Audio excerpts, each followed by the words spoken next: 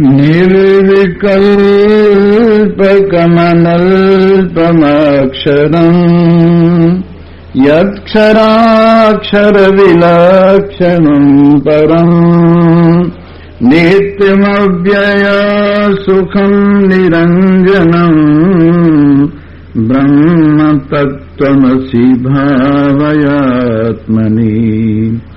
यद् विभाति सदनेकधा भ्रमान् नामरूपगुणक्रियात्मना हेमवत् स्वयं विक्रियम् सदा ब्रह्म तत्त्वमसि भावयात्मनि यच्च काश्चन परम्परात् परम् प्रत्यगेजरसमात्मलक्षणम् सत्यचित्सुखमनन्तमव्ययम् ब्रह्म तत्त्वमसि भावयात्मनि।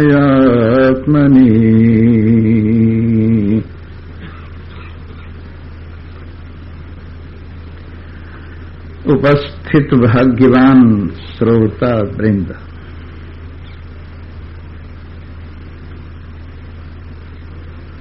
आपको मैं ऐसे सुंदर श्रेष्ठ भगवान शंकराचार्य जी के श्लोकों का रसपान करा रहा हूं, जिस रस का पान करने के बाद और रस सब फीके पड़ जाते हैं और ये रस सदा सदा एक रस आप में हिलोरे लेता रहता है। अरे इस अपने रस का पान करने वाले भाग्यवान महान पुरुष हर समय प्रसन्न रहते हैं और उनकी इन परिस्थितियों से स्थितियों से सदा सुलह रहती है, डामाडोल नहीं होती। और उनकी स्थिति ऐसी है, गर यार की मर्जी हुई सर जोड़ के बैठे, घर बार छुड़ाया तो वही छोड़ के बैठे, चाहा उन्होंने जिधर को मुंह मोड़ के बैठे, गुदड़ी जो उड़ाई तो वही ओढ़ के बैठे, जो शाल उड़ा दी तो उसी शाल में खुश हैं, पूरे हैं मर्द वो ही जो हर हाल में खुश हैं। रस्ते में कहा सोने को वो बाट में सोए, गर खाट बिछाने को मिली खाट में सोए, जो टाट बिछाने को मिली टाट में सोए, दुकान पे कहा सोने को वो हाट में सोए, गर टाट बिछाने को मिली टाट में सोए, जो खाल बिछा दी तो उसी खाल में खुश हैं, पूरे है मर्द वो ही जो हर हाल में खुश हैं। उनके तो जहां में यजबालम है नजीरा हो, क्या जाने फरिश्ते हैं या दम है नजीरा हो, ऐसे तो जहां में वली अब कम है नजीरा हो, हर आन में हर बान में खुर्रम है नजीरा हो, रखो उन्हें जिस ढाल में उसी ढाल में खुश है, पूरे है मर्द वो ही जो हर हाल में खुश है। हर परिस्थिति में जिनकी स्थिति एक रस रहती है और हर समय अपने हृदय में प्रसन्नता का भाव विराजमान रहता है और निश्चिंत जीवन होता है उनका, जो ये निज रस पान करते हैं, परमात्मा रस पान करते हैं और अपने आप में मस्त रहते हैं। आइए इस रस की महिमा आपके सन्मुख परोसते हैं और कहते हैं कि ये परमात्मा देव निर्विकल्प है, जिसमें कोई विकल्प नहीं, कोई शंका समाधान नहीं, कोई प्रत्यक्ष इत्यादि के प्रमाण से ज्ञेय नहीं, ऐसा निर्विकल्प पदार्थ जिसमें मन की हलचल तक भी नहीं है, और अनल्प अक्षरम जो महान है, अल्प नहीं है, और अक्षर है जो अजर अमर अविनाशी एक रस है, और क्षरात् जो क्षर से और अक्षर से, क्षर माने संसार और अक्षर माने जीव, इन दोनों से विलक्षण है, और परम परे से परे है, जो नित्य है, अव्यय है, आनंद स्वरूप है, निरंजन है, जिसमें माया का मैल लेश मात्र भी नहीं है। अरे थोड़ी देर के लिए सब संकल्प विकल्प छोड़ के जब आपका अपने आप में मन स्थिर होता है, तो फिर कहाँ ये सब भाव रह जाते हैं जो संसार में हिलाते जुलाते रहते हैं।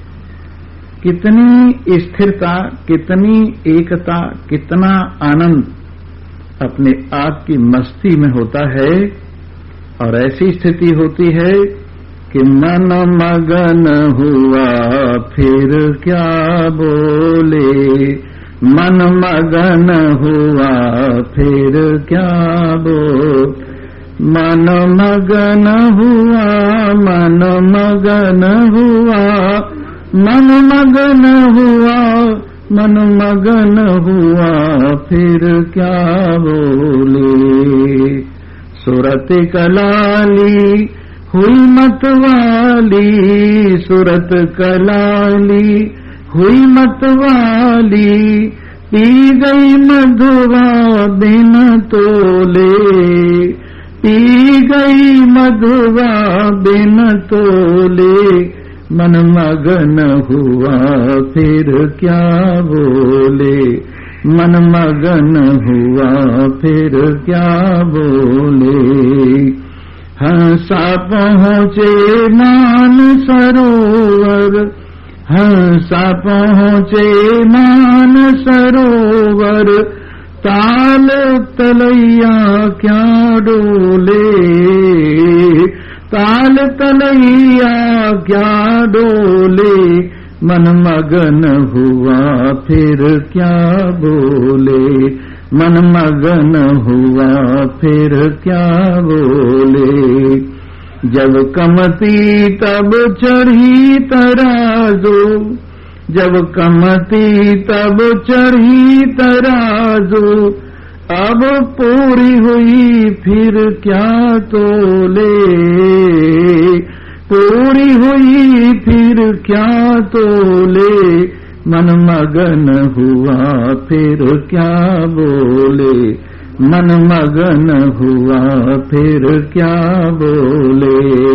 हीरा पाया गांठ गठाया, हीरा पाया गांठ गठाया, हाथ हाथ इसे क्या खोले, अब हाथ हाथ इसे क्या खोले, मन मगन हुआ फिर क्या बोले, मन मगन हुआ फिर क्या बोले। तेरे हृदय आनंद गंगा, तेरे हृदय आनंद गंगा, जन्म जन्म के मल धोले, जन्म जन्म के मल धोले, मन मगन हुआ फिर क्या बोले, मन मगन हुआ फिर क्या। तेरा साईं तुझ में बसता, तेरा साईं तुझ में बसता, बाहर बोरी क्या डोले, बाहर बोरी क्या डोले, मन मगन हुआ फिर क्या बोले, मन मगन हुआ फिर क्या बोले। कह कबीर सुनो सुनो भाई साधो, कह कबीर, सुनो भाई साधो, साहिब मिल गए तिलोले, साहिब मिल गए तिलोले। मन मगन हुआ फिर क्या बोले, मन मगन हुआ फिर क्या बोले। अध जल गगरी छलकत जाए, जब तक पूरा घड़ा भरा नहीं, गागर पूरी भरी नहीं, तब तक छलकती है। लेकिन जब भर जाती है फिर उसका छलकना बंद हो जाता है। वैसे ही जब तक व्यक्ति अधूरा रहता है, परमात्मा की पूर्णता को अपने आप में जब तक अनुभव नहीं करता है, तब तक तरह तरह की शंकाएं, तरह तरह के हृदय के अंदर मनोरथ, चिंताएं, शोक हिलोरें लेते। लेकिन जैसे ही ये पूर्णता आती है, जिसके लिए हमने कहा पूरे हैं मर्द वो ही जो हर हाल में खुश है, ऐसे पूरे को अपने आप में पूर्ण रूप से अनुभव करके जब जीवन के अंदर परिपूर्णता आ जाती है तो निश्चिंतता भी आ जाती है, और संसार का खेल उसके लिए बस खेल हो जाता है। नासमझों के लिए संसार एक जेल की तरह से है, और समझदारों के लिए ये संसार खेल की तरह से है। जिसने समझ लिया उसके लिए तमाशा है, जिसने नहीं समझा उसके लिए बंधन है। ये खेल तमाशा है, और तमाशा आपको होकर दिखे। इसीलिए यहां आप लोगों को सादर बुलाया जाता है कि आप अपने आप को देखिए तो सही, परमात्मा को अपने में अनुभव कीजिए तो सही। आपको अपने में ही वो रस मिलेगा, कहीं भी भटकना नहीं पड़ेगा। कितने दिन हो गए शब्द के पीछे भागते भागते, कानों ने सुनना बंद कर दिया पर मन नहीं छका। कितने दिन हो गए संसार का कोमल कोमल स्पर्श करते करते, अब त्वचा असमर्थ हो गई स्पर्श करने में, लेकिन स्पर्श से मन नहीं छका। रूप देखते देखते कितने दिन हो गए, आंखें उन्होंने देखना बंद कर दिया, असमर्थ हो गई, लेकिन रूप से मन कहां छका है। रस लेते लेते रसना, रस की शक्ति लेने से अब असमर्थ हो गई, लेकिन फिर भी मन कहां छका है। सूंघते सूंघते नासिका ने जवाब दे दिया, लेकिन फिर भी मन गंध से कहां छका है। और 4 दिन किसी तरह से आपने इन यंत्रों की मरम्मत कर ली, और 4 दिन और इन विषयों को भोग लिया, देख लिया, तो कौन सा छक जाओगे। जब 60, 70, 80, 90 साल तक नहीं छके, अब 4 दिन में छक जाओगे क्या। इसी जीवन में तो नहीं, पिछले सभी जीवनों में इन विषयों का आप रसपान करते करते इस मनुष्य शरीर में आए हो। उन शरीरों को और इस शरीर को सबको जोड़ के देखिए, इतने में भी मन नहीं छका, तो अब इन विषयों से छक जाएगा क्या। अगर छकना है तो अपना रस, परमात्मा का रस पान कीजिए, जिसमें कोई विषय नहीं। निर्विषय आनंद है ये, जिसमें मन तक भी शांत हो जाता है और ज्ञानेंद्रियों की भी आवश्यकता जिसमें नहीं होती है। ऐसा आपका परमात्मा का अपना रस जब आप अच्छी तरह से पान करेंगे तो जिंदगी जिंदा हो जाएगी। और आप समझते हैं जिंदगी जिंदा दिली का नाम है, मुर्दा दिल क्या खाक जिया करते हैं।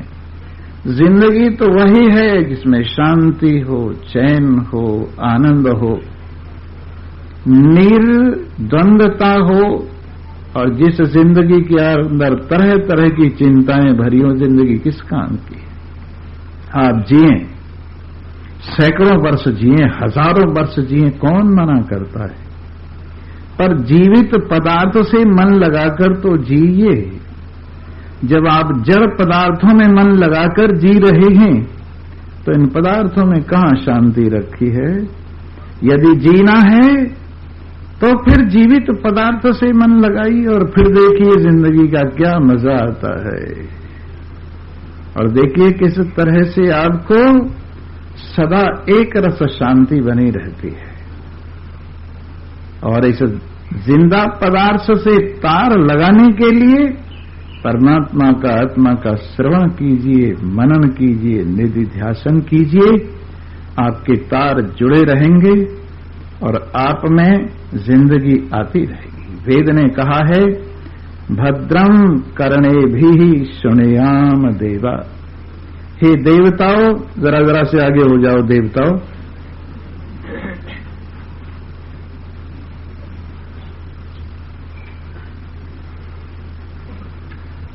हरिओम हरिओम, और थोड़े से आगे हो जाओ। धन्यवाद।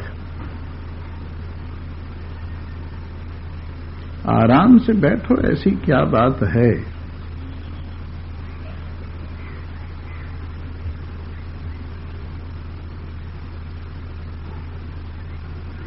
जी हां, आइए अब प्याले भर भर कर अपने कानों से अपना रस पी के देखिए। महान पुरुषों की वाणी से, वाणी के कलश से ये रस निकल रहा है, आपके कानों के प्यालों में ढल रहा है और अंदर जा रहा है और आपकी अशांति की, बेचैनी की आग बुझ रही है। जैसे जलते हुए कोयलों को पानी डाल दिया जाए और वो बुझ जाते हैं, उसी प्रकार अंदर से जलता हुआ मन चिंता की चिता में निरंतर अंदर ही अंदर जल रहा है। परमात्मा प्रेम के, परमात्मा नंद के, आत्म रस के, परमात्मा रस के कान के माध्यम से डालिए तो सही इसके ऊपर ठंडे ठंडे रस के छींटे, सारी आग बुझ जाएगी। और देखिए,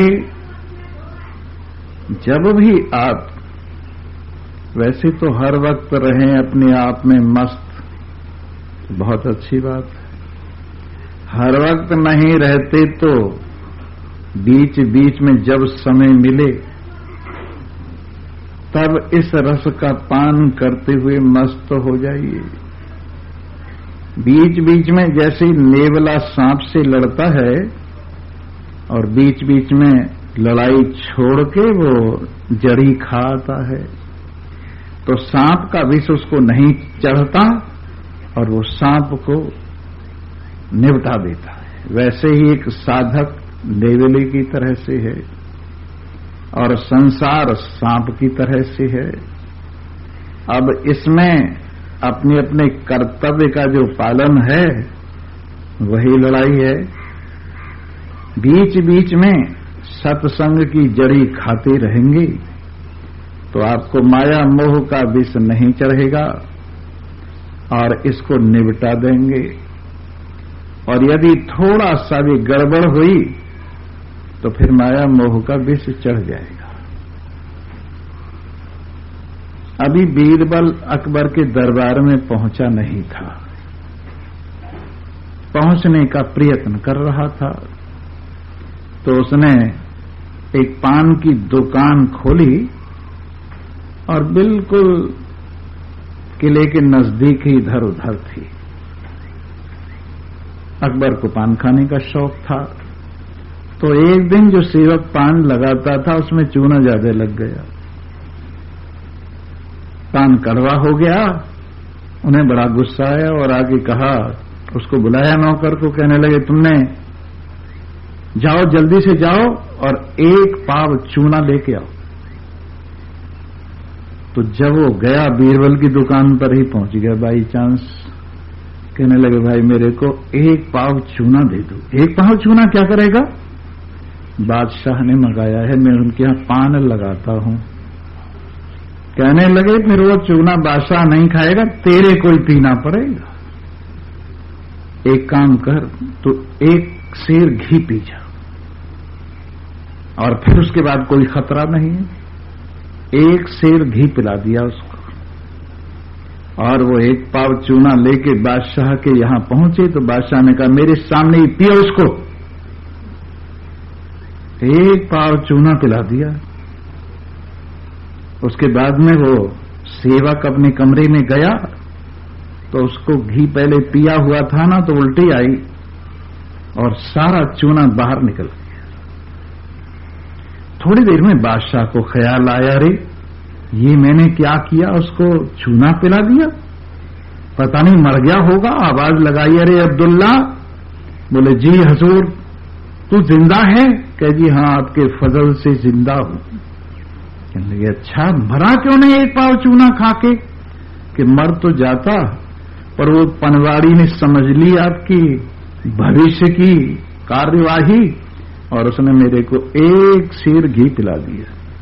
उसकी वजह से वो सब चूना वापस निकल गया। तो मेरे मित्रों, वैसे ही सुबह एक सेर सत्संग का पान करके जाएगा, और फिर संसार का चूना सारे दिन चाहे पीते रहो, और शाम को सब बाहर निकल जाएगा।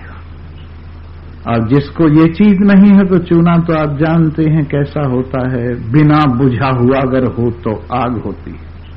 उसी तरह से संसार बिना बुझे हुए चूने की तरह से है। और आप तो सब अनुभव करते हैं, खाते खाते क्या हाल हो जाता है। लेकिन यदि आप एक शेर, एक परमात्मा, और फिर शेर जो गीदड़ों को भगा देवे, वो आप पान कर जाइए, फिर आपका कुछ नहीं बिगड़ेगा। इस प्रकार आप रहेंगे संसार में, तो फिर संसार आप पर हावी कैसे होगा? प्रतिदिन परमात्मा रस का पान कीजिए, और जब भी समय मिले इसको पुनः पुनः पान कीजिए, फिर संसार आपका कुछ नहीं बिगाड़ सकेगा। आज ये रस बता रहे हैं कैसा है, निर्विकल्पकम, जिसमें कोई विकल्प नहीं, मन का सोच विचार नहीं, मन की चिंता शोक नहीं, और मन की परिपूर्ण शांति है जिसमें। और अनल्पम अक्षरम, जो अनल्प माने महान है, अल्प नहीं। अक्षर है जो अविनाशी है, और अक्षर और अक्षर जो संसार में कहे जाते हैं, प्रकृति और पुरुष या जीव या प्रकृति, इन सबसे जो विलक्षण है, और परम जो सबसे परे की चीज है। देखो अपने आप से देखो तो भगवान हमसे सबसे ज्यादा नजदीक है, और शरीर में खड़े होके देखो तो परे से परे है। दुनिया में खड़े होके देखो, जैसे शरीर से परे आपकी ज्ञानेंद्रियां हैं, ज्ञानेंद्रियों से परे आपका मन है, मन से परे आपकी बुद्धि है, बुद्धि से परे परमात्मा है जो सबसे परे है। इसलिए जो सबसे परे है, और अपनी ओर से देखो तो सबसे पहले परमात्मा हमारे नजदीक है, फिर दूसरे नंबर पर अंतःकरण आता है, तीसरे नंबर पर प्राण कर्मेंद्रियां ज्ञानेंद्रियां आती हैं, और फिर आगे के लिए शरीर इत्यादि आते हैं। तो हमारा सबसे नजदीकी रिश्तेदार, नजदीकी हमारा संबंधी परमात्मा है। और उसके साथ हमारा कैसा संबंध है? आत्म संबंध है।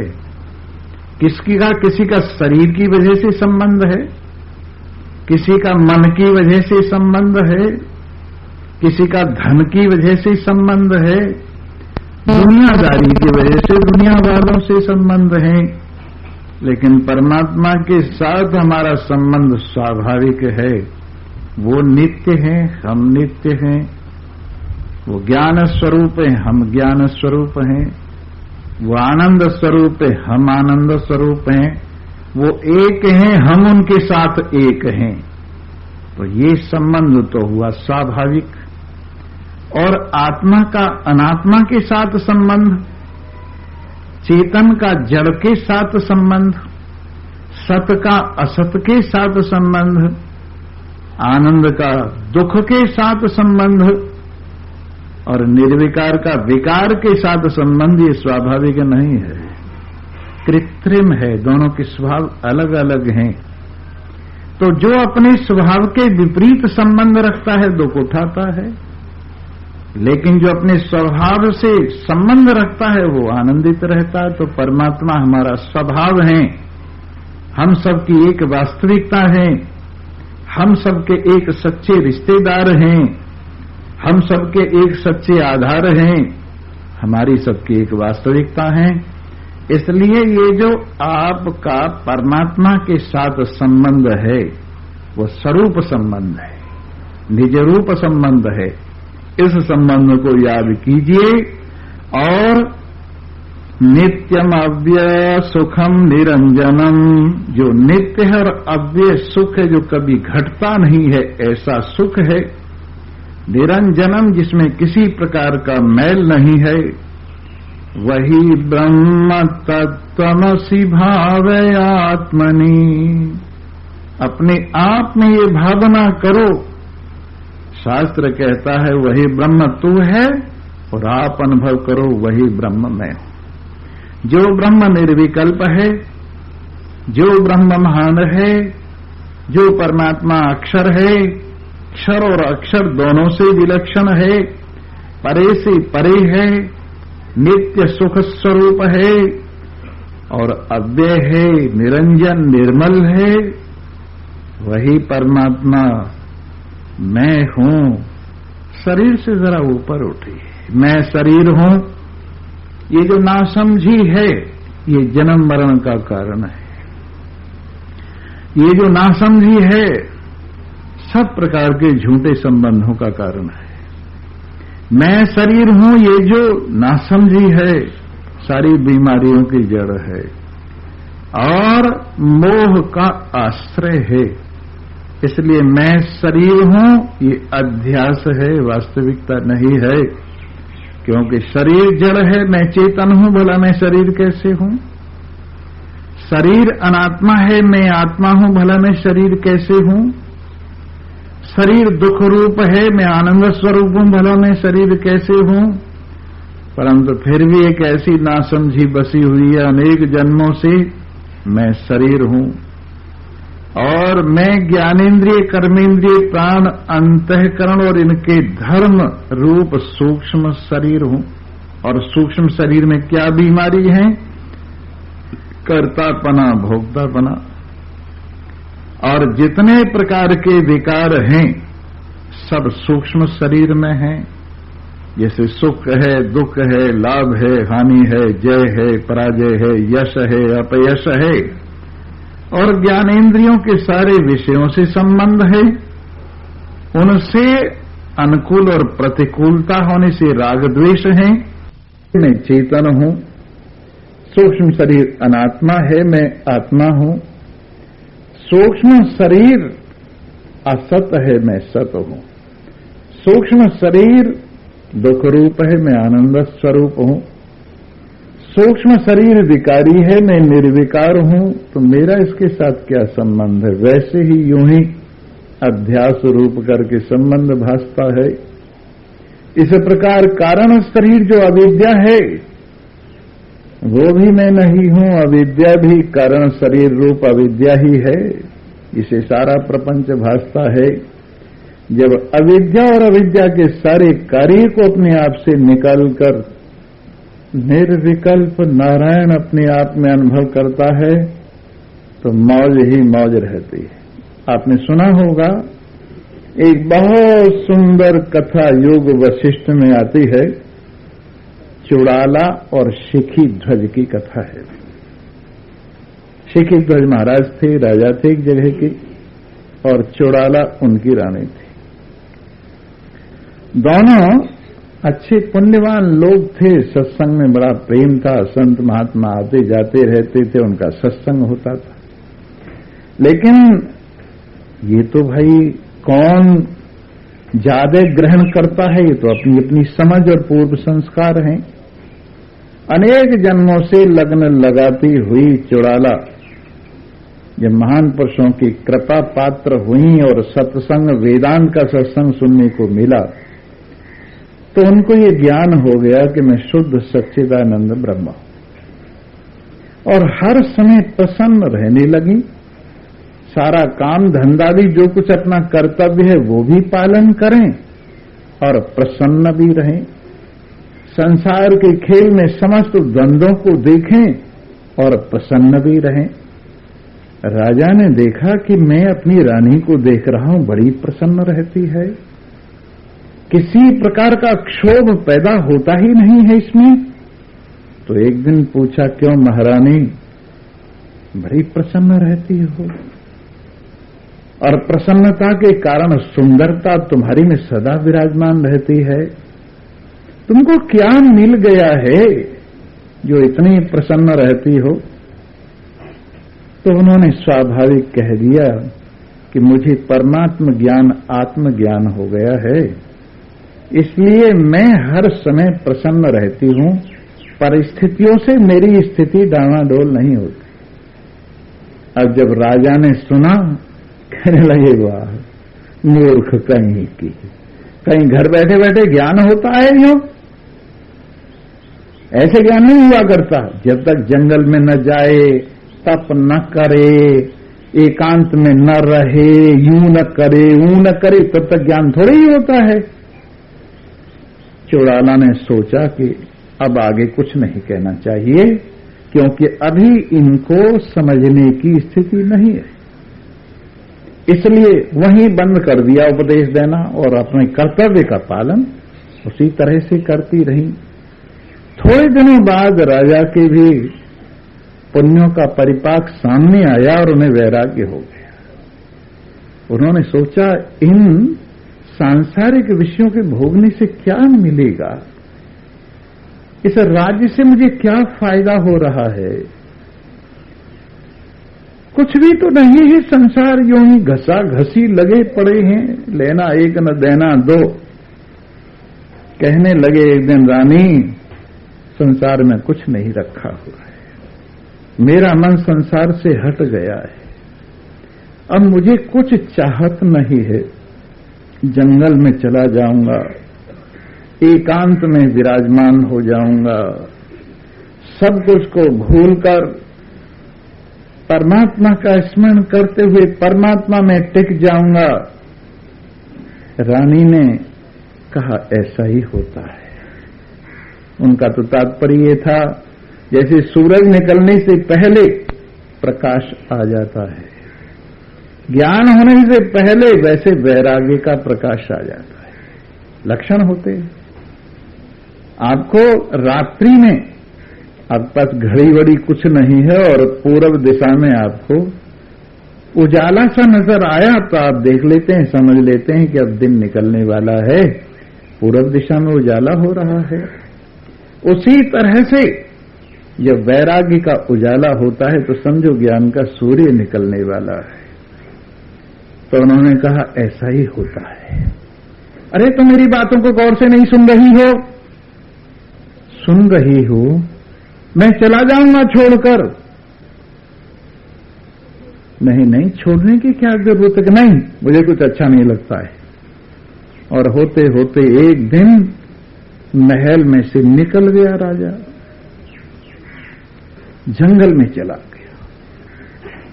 इधर रानी थोड़ी रोई धोई, अगर रोती धोती नहीं तो यूं कहते लोग, देखो इसको अपने पति से बिल्कुल प्यार नहीं है। रोई धोई, परंतु संभाल लिया अपने आप को। और फिर सब मंत्री तंत्रियों को बुलाया, सेनापति वगैरह सबको, और कहने लगे, महाराज तीर्थ यात्रा में गए हैं और आप लोग अपना अपना काम संभालिए, कोई समस्या हो मेरे सामने लाइए, मैं हल करूंगी, और आप निश्चिंतता के साथ अपना राजकाज करने में लगे रहे। उधर तो प्रजा को संभाल लिया, राज्य को संभाल लिया। और उधर ये हुआ कि हाँ अब 1 महीना हो गया, 2 महीने हो गए, 1 साल हो गई, अब तो बहुत दिन हो गए, चलो जाकर देखूं क्या कर रहे हैं महाराज। तो उन्होंने सोचा इस शरीर से जाऊंगी तो फिर तो वो अपनी रानी समझेंगे, मुझे पास फटकने नहीं देंगे कि मुझे तो अब वैराग्य हो गया है, तू कहां से बला आ गई। चलो मैं दूसरा वेश बनाती हूं। तो एक ब्रह्मचारी का वेश बनाकर महाराज को देखा एक जंगल में एक बहुत बढ़िया झोंपड़ी बना के, आखिर राजा थे, राजा की आदत थी, महल न सही तो झोंपड़ी सही, बहुत बढ़िया झोंपड़ी बनाई, कुटिया बहुत बढ़िया बनाई। और ऊपर से जो झरने का पानी आ रहा था उसको रोक के कुटिया के सामने बहुत बढ़िया फुलवाड़ी बनाई, उद्यान, छोटा सा उद्यान बनाया, फल फूल लगा दिए, बीच बीच में पत्थरों के माध्यम से सोने की जगह बना ली और सोने के लिए एक पीछे पत्थर का तकिया भी रख लिया। ये सब कुछ, और ठाठ से पूजन करें, पाठ करें, ये करें, वो करें। पहुंच गई वहां। बहुत दिनों से आदमी का बच्चा नहीं देखा था राजा ने।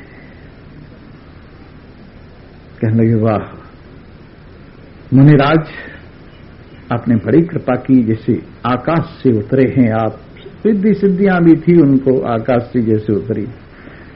आइए, आपने बड़ी कृपा की है, आपका परिचय। कहने लगे पहले तुम अपना परिचय सुनो, तुम्हारा नाम शिखिध्वज है, तुम फलां देश के राजा थे, तुम्हें वैराग्य हुआ और तुमने सब कुछ छोड़ करके यहां जंगल में आ गई, कितना बड़ा त्याग है तुम्हारा। राजा का हुआ विश्वास। कहने लगे हाँ प्रभु, ये सब आपकी कृपा से हुआ है। अब किसका राजापना, किसकी राजधानी, किसकी रानी, किसके बाल बच्चे, अब सबसे मेरा मन हट गया है। वाह। और अपना परिचय दिया कि हम नारद जी के मानस पुत्र हैं और यहां पर यूं ही घूमते घामते तुम्हारे पर कृपा करने के लिए चले आए हैं। पहले दिन इतना ही परिचय हुआ, फिर दूसरे दिन, तीसरे दिन, और गाढ़ मित्रता बढ़ती गई। एक दिन उन्होंने उनको चेताने के लिए कहा, राजा ने एक बात कहूं अगर बुरा न मानो तो। बोले हाँ कहो। कि तुम्हारे घर में कितने कमरे थे? हजारों कमरे थे, महल था, घर था कोई? कहने लगे तुम एक समय में कितनी जगह लेते थे वहां सोने के लिए? एक कमरा और मेरी चारपाई, 3.5 हाथ का पलंग, वही लेता था। और यहां 3.5 हाथ यहां भी जगह सोने के लिए लेते हो, तो फिर त्याग क्या ऐसी तैसी का किया? उतनी जगह वहां घेरते थे और इतनी जगह यहां घेरते हो। तुम्हारे घर में कितना खाना था महल में? के बहुत खाना था, भंडार भरे पड़े थे भोजन के। एक वक्त में कितना खाते थे? कि बस वही 1.5 पाव खाता था। कहने लगे अब कितना खाते हो? 1.5 पाव ही खाते हैं, तो फिर त्यागा क्या? तुम्हारे घर में कितने वस्त्र थे? अनंत भंडार भरा हुआ था। एक वक्त में कितनी पोशाक पहनते थे? एक पोशाक पहनता था। और अब चाहे पत्तों की सही, चाहे किसी भी चीज की सही, एक पोशाक आप पहने हुए हो। बोलो तुमने क्या त्याग किया है? राजा को बड़ा गुस्सा आया। मेरे त्याग की पहले तो स्तुति की और अब कहते हो कुछ भी त्याग नहीं किया। अच्छा लो मैं झोंपड़ी को आग लगाता हूं। झोंपड़ी को आग लगा दी, फुलवाड़ी इधर उधर तोड़ ताड़ के फेंक दी और सब कुछ जला जलू के कहने लगे अब तो त्याग हो गया। क्या अभी तो कपड़े पहने हुए, कपड़े उतार के जला दिए, नंग धड़ंग हो गया। कहने लगे अब तो त्याग हो गया। कि जो शरीर लिए हुए हो, जब उसको भी जलाने को हुए तब उन्होंने समझाया इस त्याग के अभिमान को छोड़ दो, त्यागना कुछ भी नहीं। मैं त्यागी हूं, मैंने ये छोड़ा है, मैंने वो छोड़ा है, मैंने ये किया है, मैंने वो किया है। अभी तो तुम्हारे पीछे तप के रूप में अहंकार पड़ा हुआ है। एक समझदार आदमी है, वो सब कुछ करते हुए भी अकर्ता है। एक कहानी और सुनाऊंगा, कहानी में से कहानी। दो थे बाबा जी महात्मा और बड़े त्यागी थे। माई एक दूध लाई गिलास भर के, बड़ा गिलास था, 3 पाव 1 किलो का गिलास, उसमें घी भी डाला हुआ था। एक बाबा जी के पास गई, महाराज जी कृपा करो, जी मैं थोड़ा सा दूध लाई हूं, आप पी लीजिए। कहने लगे हम महात्मा बैरागी विरक्त दूध पिएंगे, सत्यानाश नहीं हो जाएगा? उसको डांट के फटकार के भगा दिया। फिर दूसरे महात्मा के पास गई, महाराज आप ही कृपा करो। जब उन्होंने बहुत कहा तो दूध पी लिया उन्होंने। दूसरे वाले को पचा नहीं, पिया किसने? इन्होंने, और बदहजमी उसे हो गई। महात्मा बना फिरता है, दूध के गिलास पीता है, ये होगा और वो होगा। कहने लगे महाराज बेचारी बड़ी प्रसन्नता से लाई और बड़ी खुशामद कर रही थी, हमने पी लिया। बोले बेवकूफ, त्याग नहीं है ये कुछ। खैर साहब मैं तेरे पास नहीं रहूंगा, चले गए।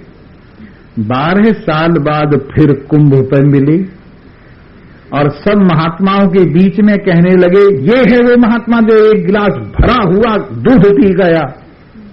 वो कहने लगे बाबा जी तुमने पिया, मैंने थोड़ी पिया है। वो दूध किसने पिया? तुमने पिया है। कहने लगे मैंने पिया है, झूठा कहीं का के आप तक हजम तो हुआ नहीं तुम्हारी। एक ने पिया नहीं और एक ने पी लिया। जिसने पी लिया उसने हजम कर लिया और जिसने नहीं पिया उसको हजम नहीं हो रहा है। तो ऐसे ही कई त्यागी ऐसे होते हैं कि वो दूसरों का खाया पिया भी उन्हें हजम नहीं होता, नाम का त्याग होता है। तो ऐसे ही हे राजन, उसे जो त्याग किया था उसको जो चोट लगी, कहने लगे इस अहंकार को त्यागो। ये राग और त्याग दोनों जो अपने साथ खींच रहा है, महल और झोपड़ी ये दोनों जो अपने साथ खींच रहा है, छोड़ना और पकड़ना ये दोनों जो अपने साथ खींच रहा है, इस अहंकार का परित्याग करो। ये सब तो प्रारब्ध के अधीन है। जैसी शरीर की प्रारब्ध है, एक राज कर रहा है, एक जंगल में तप कर रहा है। अगर ज्ञानी है तो दोनों का निश्चय एक ही है, मैं आत्मा हूं, मैं शुद्ध सच्चिदानंद ब्रह्म हूं। राज कर रहा है तो प्रारब्ध से शरीर कर रहा है, जंगल में बैठा है तो शरीर की प्रारब्ध ऐसी है। दोनों के व्यवहार एक नहीं पर निश्चय एक है। सब ज्ञानियों का व्यवहार एक जैसा नहीं होता, व्यवहार होता है प्रारब्ध के अधीन, पर निश्चय होता है यही कि जो कुछ व्यवहार है वो मेरे में है ही नहीं। चाहे राजापना है और चाहे त्याग है उसका, मेरी दृष्टि में दोनों कुछ भी नहीं। इस प्रकार चौड़ाला ने उनको बहुत युक्तियों से समझाया और फिर कहा भी मुझे पहचानो मैं कौन हूं, तुम्हारा कल्याण करने के लिए तुम्हारी रानी ही चौड़ाला हूं। लेकिन जब तुम्हें ये बात कही गई तब तुम्हारी समझ में नहीं आई। और जिस तरह से कोई आदमी कांच की किरच को समझे ये डायमंड है, हीरा है, और हीरे को फेंक देवे, आसानी से मिली हुई चीज, आदमी उसका मूल्य नहीं जानता। और ज्यादा मेहनत करने के बाद में चाहे घटिया ही चीज मिले उसको समझता है ये चीज बहुत बड़ी चीज है। वैसे ही आपको जो ये रत्न मिल रहा है, आपको ये लगता है घर बैठे बैठे स्वामी जी हमें ये दे रहे हैं, ऐसा नहीं हो सकता। जंगल में जाएंगे, तप करेंगे, और चाहे वो आपको कांच की किरच ही मिले, लेकिन आप समझेंगे ये हमारे तप का फल है। इसलिए समझ और चीज है और ये जप तप ये दूसरी चीज है।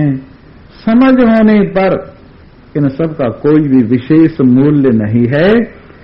इसलिए जो नित्य है, अव्यय है, सुख है, निरंजन है, वही ब्रह्म मैं हूं, ऐसा अपने आप में निश्चय कीजिए। यद विभाति सद अनेकदा ब्रह्मान् नाम रूप गुण विक्रियात्मना हेमवत स्वयं विक्रियम सदा ब्रह्म तत्त्वमसि भावे आत्मनि, जो एक ही अनेक रूप में प्रतीत हो रहा है, जो एक ही अनेक रूप में प्रतीत हो रहा है, और नाम रूप गुण रूपी विकार जिस निर्विकार में भास्कर अनेकता संस्थापित कर रहे हैं, परंतु जो अपने आप में सबका कारण होते हुए भी निर्विकार है। जैसे अनेक आभूषणों का एक कारण सोना है, और चाहे आभूषण कैसे ही बने बिगड़े पर सोना उनमें निर्विकार है, सदा एक रस है। वैसे ही संसार बने बिगड़े उसमें परमात्मा सदा एक रस निर्विकार है। वही नारायण मैं सच्चिदानंद ब्रह्म हूं, ऐसा अपने आप में अनुभव कीजिए। और यच्चकाश्चन परंपरात् परम प्रत्यग एक रसम आत्मलक्षणम सत्यचित सुखमनंतम अव्ययम ब्रह्म तत्त्वमसि भावे आत्मनि।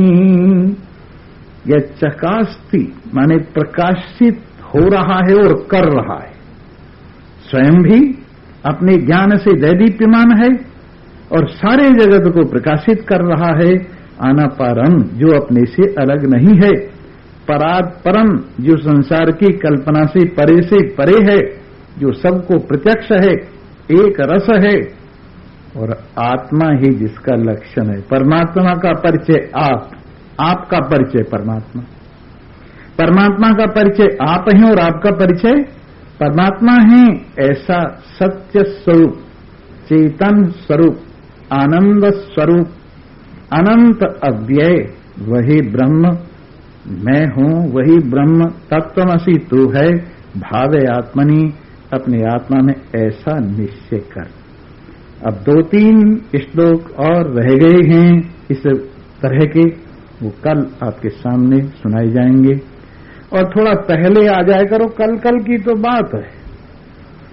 आप बहुत लेट आते हो और यूं सोचते अभी तो कीर्तन हो रहा होगा, अभी तो ये हो रहा होगा, अभी तो वो हो रहा होगा।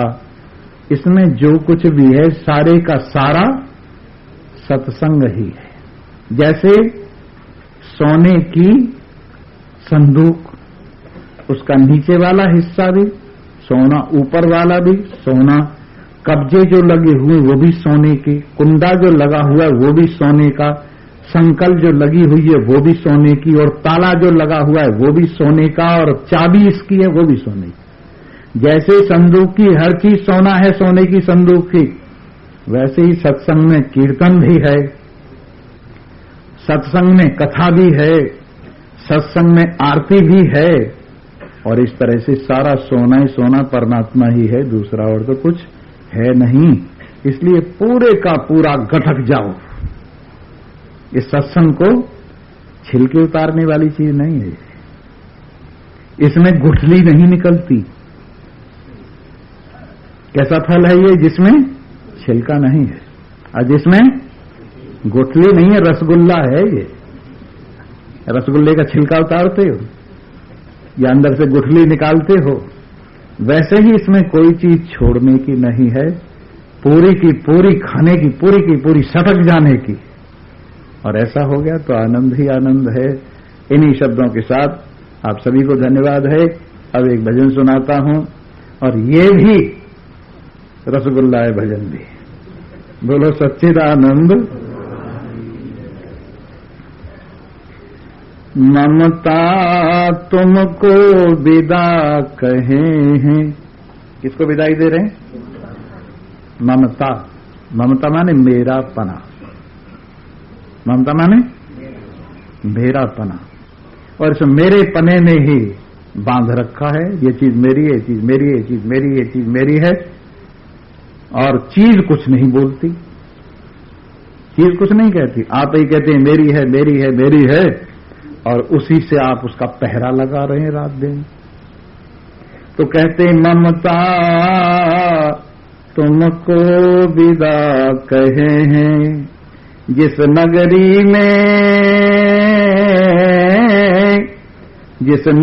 में तुमने डाला, जिस नगरी में तुमने डाला, उससे अब हम जय हैं, उससे अब हम जय हैं। ममता तुमको विदा कहे हैं, ममता तुमको विदा कहे हैं।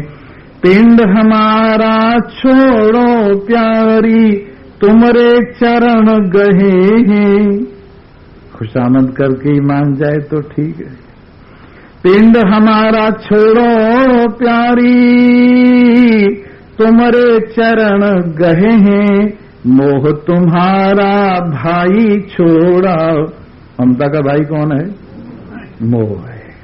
तो मोह तुम्हारा भाई छोड़ा, उनके बस न रहे हैं। ममता तुमको विदा कहे हैं, ममता तुमको विदा कहे हैं। जो सौंदर्य तुम्हारा भासे, हम बिन तुम नहीं पे हैं। जो तुम्हारे में सुंदरता हमारे योग से है, और अगर हम जरा सा अपना मन हटा ले तो तुम में कुछ नहीं है। जो सौंदर्य तुम्हारा भासे, हम बिन तुम नहीं पे हैं। तुमने हमको बंधन दिया, हम तुम्हें मुक्त करे हैं। ममता को मुक्ति दे रहे हैं। तुमने हमको बंधन दिया, हम तुम्हें मुक्त करे हैं। ममता तुमको विदा कहे हैं, ममता तुमको विदा कहे हैं। हमारे साथ जोड़कर दुनिया जितने भार लदे हैं, हमारे साथ छोड़कर जोड़कर दुनिया जितना भार लदे हैं। खींचत खींचत हार गए हम, खींचत खींचत हार गए हम। अब हम ते न खिंचे हैं, ममता तुमको विदा कहे हैं। तुम्हारे बंधन मीठे मीठे, तुम्हारे बंधन मीठे मीठे। अब हम ते न पचे हैं। डायबिटीज हो गई ममता की खाड़ खाते खाते। कौन सी डायबिटीज हो गई है? अंदर तरह तरह के रोग पैदा हो गए। तो खींचत खींचत हार गए हम, अब हम ते न खिंचे हैं। ममता तुमको विदा कहे हैं। तुम्हारे बंधन मीठे मीठे, अब हम ते न पचे हैं। अहिंसा बड़ी बहन जो तुम्हारी, वाउत पिंड छुड़े हैं। ममता तुमको विदा कहे हैं। अहिंसा और ममता दो बहन है। बड़ी बहन कौन सी है? अहिंसा। और छोटी बहन कौन सी है? ममता। इसलिए अहिंसा बड़ी बहन जो तुम्हारी, ओहू से पिंड छुड़े हैं। ममता तुमको विदा कहे हैं। सर्वे भवन्तु सुखिनः, सर्वे सन्तु, सर्वे भद्राणि पश्यन्तु, मा कश्चित् दुःख। ओम शांति शांति। ओम